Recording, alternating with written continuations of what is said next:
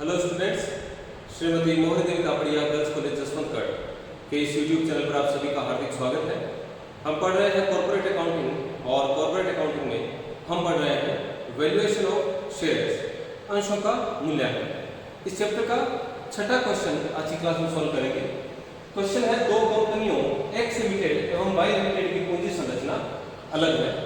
X limited की अंश पूंजी 22 लाख रुपए है, जो 100 रुपए वाले 20,000 पूर्वाधिकार अंशों एवं 100 रुपए वाले 2,000 इक्विटी अंशों में विभाजित है। तो एक्स लिमिटेड की जो पूंजी है उसमें पूर्वाधिकार अंश और इक्विटी अंश दोनों सम्मिलित हैं, और जो कुल पूंजी है वो है 22 लाख रुपए की, और 22 लाख रुपए की पूंजी में 100 रुपए वाले 20,000 7% पूर्वाधिकार अंश, यानी कि जो पूर्वाधिकार अंश है वो 20,000 अंश है 100 रुपए वाले।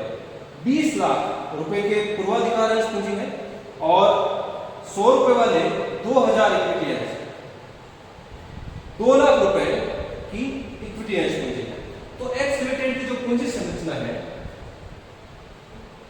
उसमें 20 लाख रुपए के अधिमान अंश है, पूर्वाधिकार अंश है, और 2 लाख रुपए की इक्विटी शेयर कैपिटल है। ये प्रेफरेंस शेयर कैपिटल है और ये इक्विटी शेयर कैपिटल है। तो इस प्रकार से कुल जो पूंजी है वो 22 लाख रुपए की है। वाई लिमिटेड की अंश पूंजी भी 22 लाख रुपए की है, जो 100 रुपए वाले 2,000 7% पूर्वाधिकार अंश, 100 रुपए वाले 2,000 7% पूर्वाधिकार अंश, तो 100 रुपए वाले 2,000 पूर्वाधिकार अंश है, तो पूर्वाधिकार अंश पूंजी है 2 लाख रुपए की, और 100 रुपए वाले 20,000 इक्विटी अंश, 100 रुपए वाले 20,000 इक्विटी अंश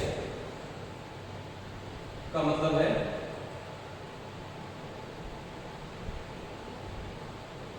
20 लाख रुपए की इक्विटी शेयर कैपिटल। तो वाई लिमिटेड और एक्स लिमिटेड इन दोनों कंपनियों की पूंजी संरचना अलग अलग है। दोनों की अंश पूंजी तो बराबर है 22 लाख रुपए की, लेकिन जो स्ट्रक्चर है कैपिटल का, जो स्ट्रक्चर है वो अलग अलग है। एक्स लिमिटेड के, ये वाई लिमिटेड की पूंजी है, तो एक्स लिमिटेड की पूंजी 22 लाख रुपए की पूंजी में 20 लाख रुपए की तो अधिमान अंश पूंजी है, और 2 लाख रुपए की समता अंश पूंजी है, इक्विटी शेयर कैपिटल है। लेकिन वाई लिमिटेड की जो पूंजी है, कुल पूंजी, उसमें 2 लाख रुपए की पूर्वाधिकार अंश पूंजी है और 20 लाख रुपए की समता अंश पूंजी है। तो इन दोनों की पूंजी तो बराबर है, लेकिन जो संरचना है वो अलग अलग है। उचित प्रत्यय की दर दी गई है। अगर इतनी पूंजी बाजार में अन्य कहीं लगाई जाए या कोई उद्योग में कहीं जो प्रचलित दर है वो दर है 10%, यानी 10% की दर से सामान्य लाभ कमाए जा सकते हैं, उचित प्रतिफल प्राप्त किया जा सकता है। दोनों कंपनियों के पिछले 2 वर्षों के लाभ दिए गए हैं, 2,50,000 रुपए और 3,50,000 रुपए। दोनों कंपनियों के इक्विटी अंशों का मूल्य ज्ञात कीजिए। इक्विटी अंश का मूल्य वैल्यू पर इक्विटी शेयर इनको ज्ञात करना है इस क्वेश्चन में, लेकिन कौन सी विधि से, कौन से मेथड से, वो इस क्वेश्चन में नहीं दिया गया है। तो हम पहले देखेंगे कि कौन कौन सी विधियां हैं अंशों के मूल्यांकन की। पहली विधि है शुद्ध संपत्ति विधि, दूसरी है लाभांश दर विधि, तीसरी है आशान्वित प्रत्याय दर विधि, यानी कि expected rate of return method, और चौथी है वास्तविक प्रत्याय दर विधि, actual rate of return method, जो कि लाभार्जन क्षमता के आधार पर ज्ञात किया जाता है। तो ये 4 विधियां हैं, शुद्ध संपत्ति विधि, लाभांश दर विधि, आशान्वित प्रत्याय दर विधि और वास्तविक प्रत्याय दर विधि।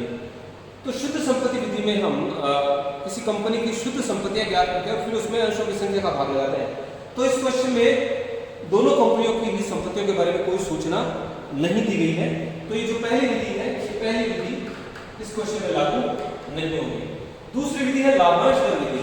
तो इस क्वेश्चन में कहीं कंपनियों के द्वारा घोषित लाभांश की राशि नहीं दी गई, ना ही लाभांश दर दी गई है, तो लाभांश दर विधि के आधार पर भी तीसरी है आशान्वित प्रत्याय दर विधि और चौथी है वास्तविक प्रत्याय दर विधि। जो वास्तविक प्रत्याय दर विधि है उसमें हम वास्तविक प्रत्याय दर एक्चुअल रेट ऑफ रिटर्न ज्ञात करते हैं net profit upon net capital employed into 100। इस फॉर्मूले से हम यानी कि शुद्ध लाभों में जो शुद्ध विनियोजित पूंजी का भाग लगाकर हम जो है एक्चुअल रेट ऑफ रिटर्न ज्ञात करते हैं। इसको प्रॉफिट अर्न भी कहा जाता है। तो कमाए गए लाभों में शुद्ध विनियोजित पूंजी का भाग लगाकर वास्तविक लाभार्जन की दर ज्ञात की जाती है और उस दर के आधार पर अंशों का मूल्य ज्ञात किया जाता है। लेकिन इस क्वेश्चन में कहीं भी ऐसी सूचना नहीं दी गई है जिससे हम नेट कैपिटल एम्प्लॉयड विनियोजित पूंजी ज्ञात कर सकें। इसलिए जो वास्तविक प्रत्याय दर विधि है वो भी इस क्वेश्चन में अंशों के मूल्यांकन के लिए काम नहीं आएगी। और जो अंत में जो विधि बचती है वो है आशान्वित प्रत्याय दर विधि, expected rate of return method. इसमें हम जो अंशधारी है, जो इक्विटी शेयर होल्डर्स है, उनके लिए जितने लाभ उपलब्ध हैं लाभांश चुकाने के लिए, उन लाभों के आधार पर उन लाभों का पूंजी से पहले प्रतिशत ज्ञात करते हैं। तो उन लाभों का पूंजी से प्रतिशत एक्सपेक्टेड रेट ऑफ रिटर्न कहलाता है और फिर एक्सपेक्टेड रेट ऑफ रिटर्न की तुलना हम करते हैं नॉर्मल रेट ऑफ रिटर्न से। तो नॉर्मल रेट ऑफ रिटर्न की तुलना एक्सपेक्टेड रेट ऑफ रिटर्न से करके हम अंशों का मूल्य ज्ञात करते हैं। तो अंशधारियों को चुकाने के लिए जो लाभांश उपलब्ध है उसका प्रतिशत ज्ञात करते हैं हम चुकता पूंजी से प्रदत्त पूंजी से। तो इस क्वेश्चन में पिछले 2 वर्षों के लाभ दिए गए हैं, तो इन लाभों के आधार पर हम अंशधारियों के लिए उपलब्ध लाभ ज्ञात कर सकते हैं और फिर उसका पूंजी से हम प्रतिशत भी ज्ञात करके आशान्वित प्रत्याय दर एक्सपेक्टेड रेट ऑफ रिटर्न ज्ञात कर सकते हैं और फिर एक्सपेक्टेड रेट ऑफ रिटर्न में नॉर्मल रेट ऑफ रिटर्न का भाग लगाकर हम अंश का मूल्य ज्ञात कर सकते हैं।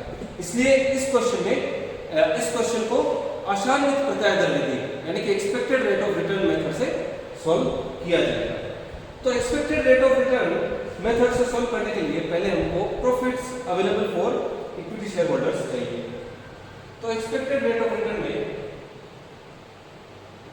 Expected rate of return method, इसमें वैल्यू पर शेयर, वैल्यू पर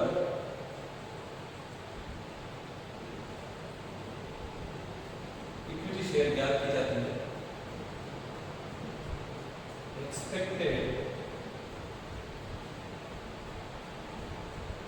rate of return upon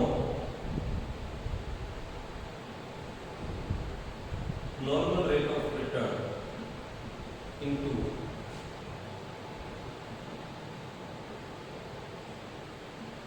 paid up value per share. इस फॉर्मूले से हम वैल्यू पर इक्विटी शेयर ज्ञात करते हैं। अगर expected rate of return normal rate of return से ज्यादा है तो अंशों का मूल्य अधिक आएगा और अगर एक्सपेक्टेड रेट ऑफ रिटर्न बाजार में प्रचलित प्रत्याय की दर से कम है तो अंश का मूल्य कम मूल्यांकित किया जाएगा। तो एक्सपेक्टेड रेट ऑफ रिटर्न में नॉर्मल रेट ऑफ रिटर्न का भाग लगाकर पेड अप वैल्यू यानी कि अंश का जो प्रदत्त मूल्य है उससे गुणा कर दिया जाता है जिससे कि प्रति अंश मूल्य वैल्यू पर इक्विटी शेयर ज्ञात हो जाता है। तो नॉर्मल रेट ऑफ रिटर्न हमको क्वेश्चन में दी गई है 10% है और paid up value per share इस क्वेश्चन में जो इक्विटी अंश है उनकी पेड अप वैल्यू दी गई है यानी कि 100 रुपए का मूल्य है और इसके संबंध में कोई सूचना नहीं दी गई है इसलिए हम मानेंगे कि 100 रुपए ही प्रदत्त मूल्य है, पेड अप वैल्यू है। तो दोनों ही कंपनियों के जो पेड अप वैल्यू है शेयर की, इक्विटी शेयर की, वो 100 रुपए मानी जाएगी। तो नॉर्मल रेट ऑफ रिटर्न हमको क्वेश्चन में दी गई है, paid up value per share हमको क्वेश्चन में दी गई है, हमको एक्सपेक्टेड रेट ऑफ रिटर्न ज्ञात करना है। Expected rate of return company के जो अंशधारी हैं वो कितने प्रत्याय की आशा लगा सकते हैं वह एक्सपेक्टेड रेट ऑफ रिटर्न कहलाती है। सभी प्रकार के विनियोजन करने के बाद यानी कि शुद्ध लाभों में से वैधानिक संचयों में कोई राशि हस्तांतरित करने और जो पूर्वाधिकार अंशधारी हैं उनको लाभांश चुकाने के बाद में जो राशि बचती है वो अंश अंशधारियों के लिए जो समता अंशधारी हैं उनके लिए उपलब्ध लाभ कहलाते हैं profits available for equity share holders. और उन लाभों का प्रत्यय के रूप में जो समता अंशधारी है वो आस लगा सकते हैं। उन लाभों जितनी लाभ की राशि बची है अंत में उन लाभों का वो लाभांश के रूप में आशा कर सकते हैं। तो उन लाभों के आधार पर जो हम रिटर्न की रेट याद करते हैं वो एक्सपेक्टेड रेट ऑफ रिटर्न कहलाती है। तो फॉर्मूला है profits available for equity share holders upon paid up capital into 100। तो जो प्रॉफिट्स अवेलेबल है सभी प्रकार के नियोजन करने के बाद पूर्वाधिकार अंशधारियों को लाभांश चुकाने के बाद जो प्रॉफिट्स बचे हुए हैं उन प्रॉफिट्स का लाभांश के रूप में जो है समता अंशधारी आस लगा सकते हैं, आशा कर सकते हैं। इसलिए जो प्रॉफिट्स अवेलेबल है उनका जो पेड अप कैपिटल से जो प्रतिशत है वही एक्सपेक्टेड रेट ऑफ रिटर्न कहलाती है। हो सकता है कि जो कंपनी है वो profits available for equity share holders में से पूरी की पूरी राशि लाभांश के रूप में वितरित ना करे, उनमें से कुछ राशि अपने पास संचय के रूप में रखे और शेष भाग है जो लाभांश के रूप में वितरित कर दे। लेकिन जो अंशधारी है वो इतने लाभांश इतने प्रत्यय की आस को लगा सकते हैं। इसलिए ये जो अमाउंट है इस अमाउंट का जो पेड अप कैपिटल से जो प्रतिशत है वो एक्सपेक्टेड रेट ऑफ रिटर्न आशान्वित प्रत्याय दर कहलाता है। तो पेड अप कैपिटल हमको दोनों कंपनियों की क्वेश्चन में दी गई है, हमको profits available for equity share holders ज्ञात करने हैं। Calculation of profits available for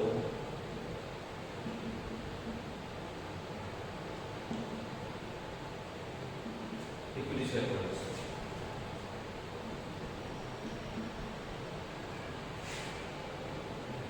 दो साल के लाभ दिए गए हैं,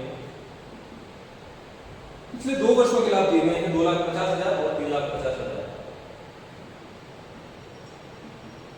2,50,000 और 3,50,000 इन दोनों वर्षों के लाभों का औसत दिया जाएगा। इन दोनों वर्षों के लाभों का टोटल करके उसमें 2 का भाग लगा के इनका औसत दिया जाएगा। तो औसतन कंपनी 3 लाख रुपए के लाभ कमाती है और 2 कंपनियां हैं तो दोनों कंपनी के लिए हमको profits available for equity share holder याद करना पड़ेगा, एक्स लिमिटेड और वाई लिमिटेड।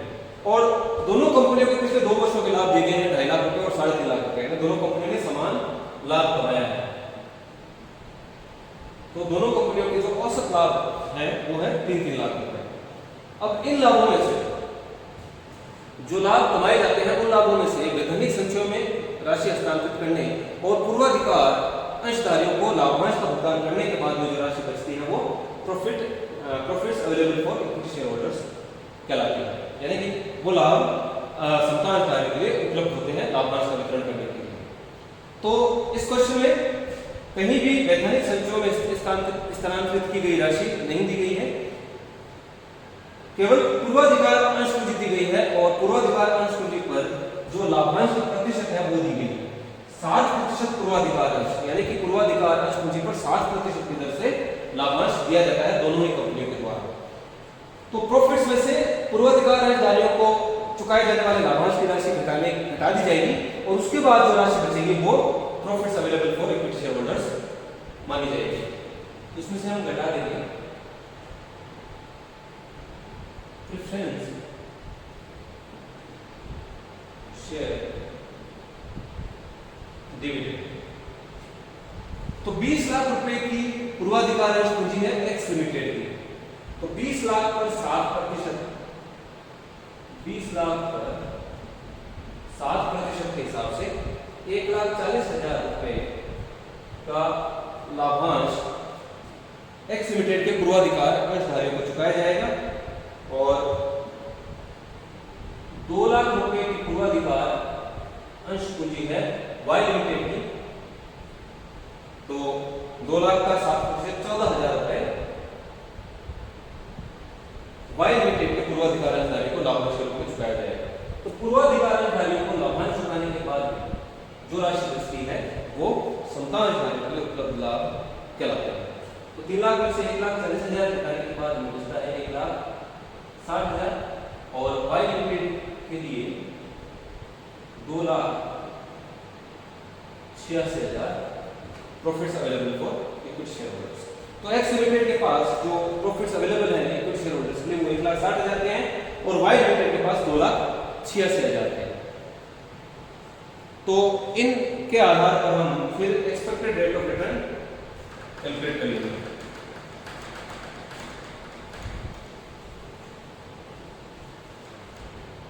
तो expected rate of return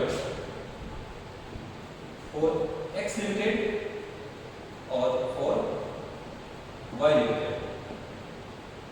profits available for equity share holder X limited के लिए है 1,60,000 और जो पेड अप कैपिटल है एक्स लिमिटेड की इक्विटी शेयर कैपिटल की हम बात कर रहे हैं।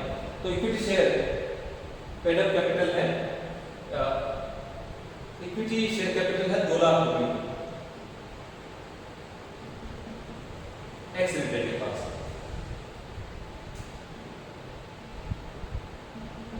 तो जो एक्सपेक्टेड रेट ऑफ रिटर्न है वो है 80% एक्स लिमिटेड के लिए। वाई लिमिटेड के profits available for equity share holders है 2,86,000 के और जो वाई लिमिटेड की जो इक्विटी शेयर कैपिटल है हमने कैलकुलेट की है। वाई लिमिटेड की जो इक्विटी अंश पूंजी है वो है 100 रुपए वाले 20,000 इक्विटी अंश यानी कि 20 लाख रुपए। 2,86,000 का 20 लाख से जो प्रतिशत है वो है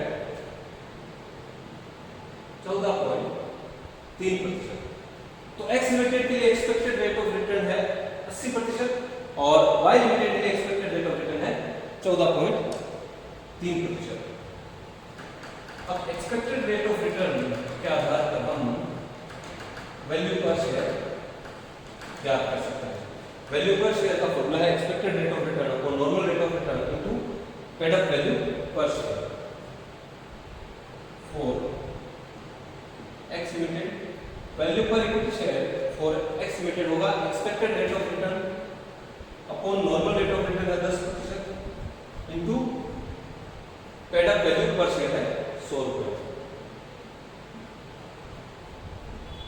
तो एक्स लिमिटेड के लिए वैल्यू पर इक्विटी शेयर आएगा 800 रुपए।